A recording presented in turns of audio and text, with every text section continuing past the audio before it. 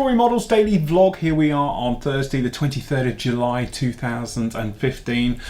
Well, busy day for me today. To be honest, spent all morning doing reviews and then all this afternoon editing. I've literally, the time now is 4 o'clock. I've just finished editing the last one. It's just going to render, then we can upload it onto YouTube. It'll process and be there. So hopefully by the time you get this, they'll all be up there waiting for you. So first off the bat, we went straight in with using Badger's brand new primer, surface primer.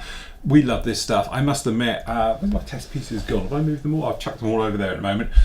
This stuff just works an absolute treat. I've done a standalone video. Originally I was going to use the bits we use for the live show and other things, but because it works so well, and I know I can show you right off the bat, I did actually, literally bonk it down here, did it in one hit right the way through. It's around about a 25-minute review. I think it's 26 minutes in total of using this stuff start to finish, and apart from a speeded up section with me with a hairdryer for 2 minutes, it's all literally live as is using this stuff. And I don't know any other primer you can do that with.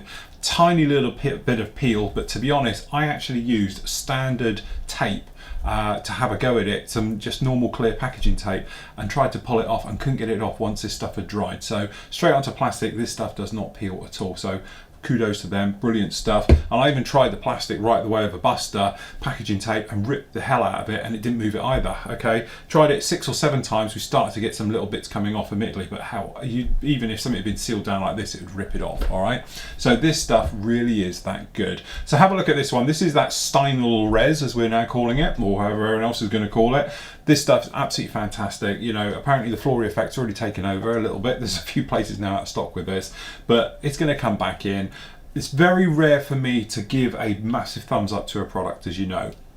It's very rare for me to call it a must-have, but actually this product is the first ever product I would literally put my name behind because it is that good. I couldn't actually fault it. It wouldn't go wrong. I tried off camera afterwards. I thought, well, let's have a couple of goes at this. So I flooded the hell out of a wing section to literally, it was dripping off of it. Left it. It did self-level, and it was fine. And okay, there was a couple of drips underneath where it literally had it so heavy it had run off the sides, but that was totally over the top. But again, I sanded it off underneath and it was absolutely fine and beautiful. So highly recommended. Thanks for you guys on the forum for bringing this one to my attention.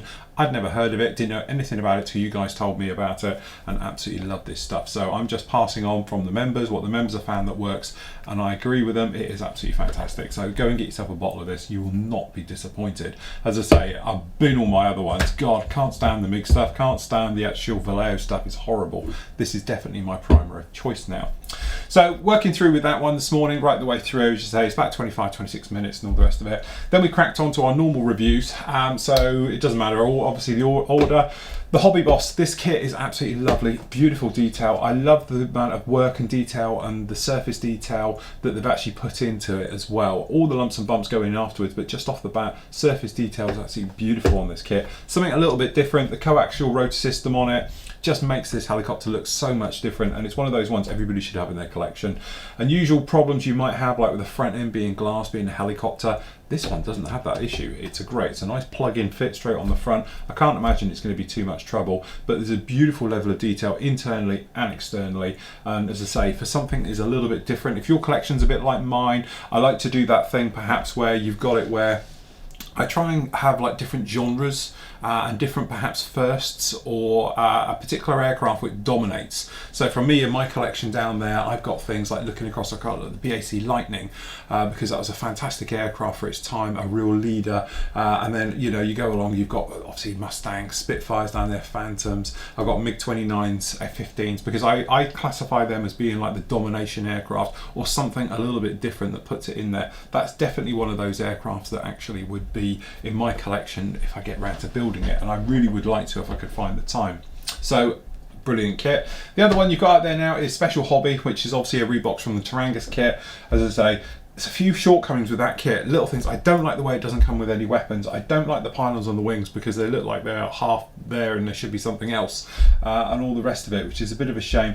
I do like the full colour photo etch set that comes for the cockpit and the harnesses and all the rest of it. All right, harnesses not so much, but definitely with the cockpit. But generally, the level of detail is what I would call a Special Hobby type of kit. I explain it in the full review that I'm a little bit disappointed it's not like a mainstream you know, injection molded kit, because it's going to take a little bit of work to make this one put in, which you would expect with special hobby anyway. And let's face it, special hobby kits tend to be that sort of limited run feel to them.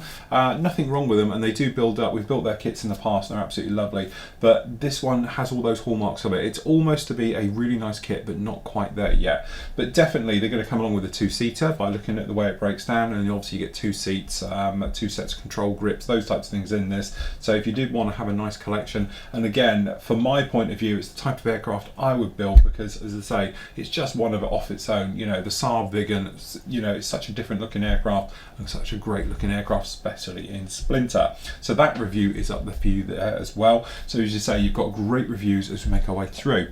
Haven't had much chance to get on with anything else. I really want to get on the painting with this one, so it's going to be tomorrow now, a little bit behind. I have done the prop work. Look, that's stupid, isn't it? Look at the size of that prop. You know, 1/32 Typhoon, because it was the canopy, versus a prop off a 1/24 scale Typhoon. You know, that is absolutely shockingly huge. It's like a monster, it's like a helicopter blade.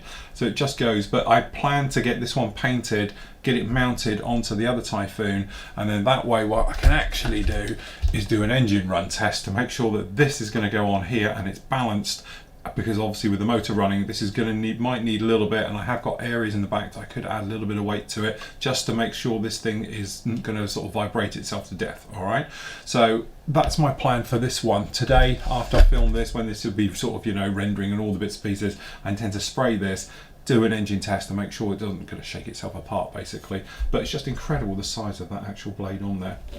So there we go, that's about it for today. Nice and short and sweet. Tomorrow night we're going to have a look at obviously some of the things that have been going on, some of the group builds and all those things, and I'm going to have a look at your work on the Friday night for a little bit of recap of everything that's gone on. So there we go, review day. Go off and have a watch.